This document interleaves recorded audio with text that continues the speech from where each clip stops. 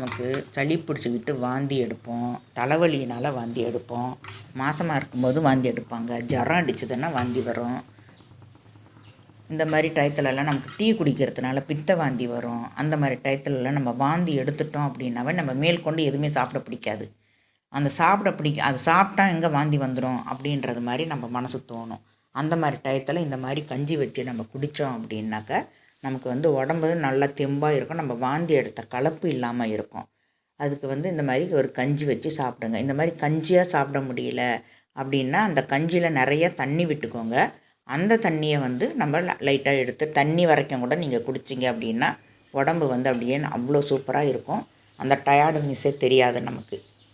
நீங்கள் ஒரு வாட்டி ட்ரை பண்ணி பாருங்கள், அது எப்படி இருக்குன்றத அதுக்கப்புறம் கமெண்ட் பாக்ஸில் சொல்லுங்கள். நான் 1/2 கப்பு புழுங்கல் அரிசி எடுத்திருக்கேன். சாப்பாட்டு அரிசி தான். அந்த 1/2 கப்பு அரிசியை நல்லா தண்ணி விட்டு நல்லா கழுவி எடுத்துக்கலாம்.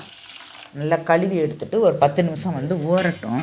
எதுக்குன்னாக்கா 10 நிமிஷம் நம்ம 1/2 கிலோ 1/2 கப்பு தான் நம்ம அரிசி போட்டிருக்கோம். குக்கரில் நமக்கு வேகிறதுக்கு ரொம்ப லேட் ஆகும்.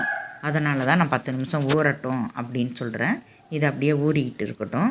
நம்ம அதுக்குள்ளே கடாயில் பருப்பு நம்ம வறுத்துக்கலாம். இதை கழுவிட்டு அப்படியே மூடி வச்சுக்கலாம். இது ஒரு 10 நிமிஷம் ஊறட்டும். ஊறினதுக்கப்புறம் நம்ம கடாய் வச்சு நம்ம ஒரு 2 டேபிள் ஸ்பூன் அளவுக்கு நான் துவரம் பருப்பு தான் போட்டிருக்கேன். இது 2 டேபிள் ஸ்பூன் பிடிக்கும் அந்த கரண்டியால் நான் போட்டிருக்கேன். உங்களுக்கு பருப்பு அதிகமாக டேஸ்ட்டு பிடிக்கும் அப்படின்னா இன்னும் கூட அதிகமாக போட்டுக்கிடலாம். நான் 1/2 கப்புன்றதுனால 2 டேபிள் ஸ்பூன் போட்டிருக்கேன்.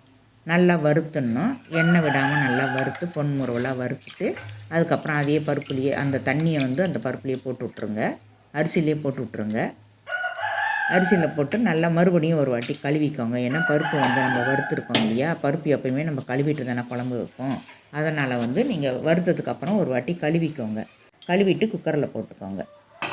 குக்கரில் போட்டுட்டு நல்லா அந்த தண்ணியை ஃபஸ்ட்டு வடிகட்டிடுங்க. வடிகட்டிட்டு மறுபடியும் நான் 2 கிளாஸ் நம்ம தண்ணி விட்டுக்கலாம்.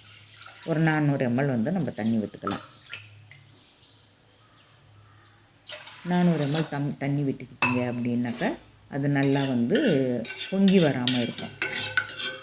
இல்லைனாக்கா நல்லா பொங்கி வந்துடும். இன்னும் கொஞ்சம் நிறையா தண்ணி விட்டீங்க அப்படின்னாக்கா அது பொங்கி வெளியிலலாம் வந்துடும். குக்கர்லாம் வீணாக போயிடும். ரெண்டாவது கீழே நமக்கு ஸ்டவ்வுக்கு கீழெல்லாம் தண்ணி விழுந்துடும். அதை க்ளீன் பண்ணுறதுக்கே இதுவாகும். அதனால் டைம் ஆகும். அதனால் 2 கிளாஸ் மட்டும் நீங்கள் தண்ணி விட்டுக்கோங்க. தண்ணி விட்டு நான் 1/4 டீஸ்பூன் உப்பு போட்டிருக்கேன். இந்த கஞ்சிக்கு நீங்கள் 1/2 உப்பு போட்டு சாப்பிட்டிங்கன்னாவே அந்த வாந்தி அந்த மயக்கம் வர்றது கூட நிற்கும். அந்த வாந்தி எடுக்கிறது, மயக்கத்தில் வாந்தி வர்றது, மாதமாக இருக்கும்போது வாந்தி வர்றது, அந்த மாதிரி டயத்துலலாம் இந்த மாதிரி கஞ்சி வச்சு குடிச்சு பாருங்களேன், அவ்வளோ நல்லா இருக்கும். இப்போ பாருங்கள் நல்லா கொதிக்குது அரிசி. நான் குக்கரில் தான் வச்சுருக்கேன். நல்லா கொதிக்குது. இப்போ நம்ம மூடி போட்டு வெயிட் போட்டுடலாம். மீடியமாக வச்சுக்கோங்க ஸ்டவ்வை. மீடியமாக ஸ்டவ் வச்சுக்கிட்டிங்கன்னா ஒரு 2 விசிலோ 3 விசிலோ நமக்கு கொஞ்சம் விதையாக சாப்பிடணும் அப்படின்னாக்கா 3 விசில் 2 விசில் வச்சுக்கலாம். கொஞ்சம் குழவா வேணும் அப்படின்னா 3 விசில் வச்சுக்கலாம். அதனால் நீங்கள் எப்படியோ அப்படி பார்த்து வச்சுக்கோங்க. நான் 3 விசில் தான் விட்டுருக்கேன். எனக்கு இன்றைக்கி கொஞ்சம் குழவா வேணும் அப்படின்ட்டு தோணுச்சு. அதனால் நான் குழவா வச்சுருக்கேன். இப்போ பாருங்கள், ஓப்பன் பண்ணி பார்த்தோம் அப்படின்னா நல்லா வெந்திருக்குது. இந்த டயத்தில் நமக்கு பொங்காமல் இருக்கும். அதனால தான் நான் 2 கிளாஸ் வைக்க சொன்னேன். இந்த டயத்தில் நம்ம சுடு தண்ணி நம்ம வச்சு நம்ம வெதுன்னு கூட வச்சு நம்ம ஊற்றிக்கலாம். ரொம்ப கொதிக்கணுன்றது கிடையாது. இப்போ நம்ம கரண்டியால் நல்லா கலந்து விட்டுக்கலாம். உப்பு பத்தலை அப்படின்னாக்கா நீங்கள் உப்பு போட்டுக்கலாம். எனக்கு அரைப்பு போதும். அதனால் நான் அரைப்பு தான் போட்டிருக்கேன். நான் ஒரு பவுலில் இந்த கஞ்சியை நான் எடுத்து வச்சுக்கிறேன். நான் தண்ணி விட்டு தான் நான் இப்போ சாப்பிட போகிறேன். இதில் இன்னும் கொஞ்சம் தண்ணி விட்டோம் அப்படின்னா தான் நமக்கு நல்லா இருக்கும். இல்லைன்னா அப்படியே பொங்கல் சாப்பிட்ற மாதிரி இருக்கும் கெட்டியாக. அதனால் நான் கொஞ்சம் தண்ணி விட்டு கொஞ்சம் தடன்னு ஊற்றி நம்ம சாப்பிட்டுக்கலாம். எப்படி சாப்பிட்டோம் அப்படின்னா அந்த பருப்பு வறுத்த வாசனைக்கும் அந்த கஞ்சிக்கும் அவ்வளோ நல்லா டேஸ்ட்டாக இருக்கும். நீங்கள் ஒரு வாட்டி ட்ரை பண்ணி பாருங்கள். அப்புறமே சொல்லுவீங்க எப்படி இருக்குது அப்படின்ட்டு. எவ்வளோ டேஸ்ட் தெரியும். இது எவ்வளோ தெம்பு, உடம்புக்கும் அவ்வளோ தெம்பாக இருக்கும்.